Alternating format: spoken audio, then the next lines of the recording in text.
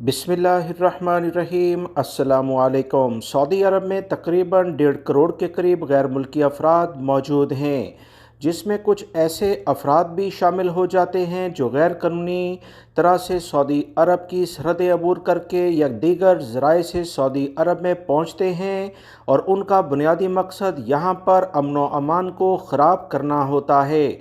चोरियाँ करना, डाका डजनी करना, चलते हुए आम अफराद से मुख्तलिफ अशिया छीन लेना, ख़ास तौर पर बैंकों के बाहर नज़र रखना के ATM से, बुज़ुर्ग हजरात या अकेले अफराद जब भी कोई रकम निकाल कर जाएँ तो उनसे फ़ौरी तौर पर वो छीनने की कोशिश की जाए।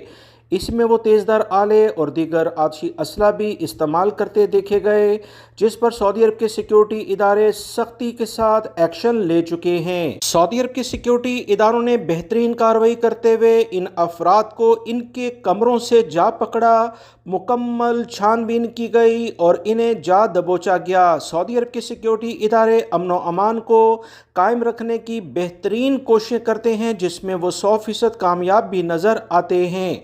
तमाम गैर मुल्की अफराद और सऊदी शहरियों को चाहिए कि किसी भी जगह पर ऐसे अफराद जो कि इस तरह की सरगर्मियों में मुलव्वस पाए जाते हैं और इनके पास बुनियादी कुछ भी मालूमात हों, फौरी तौर पर सऊदी अरब के सिक्योरिटी इदारों से इसको शेयर किया जाए।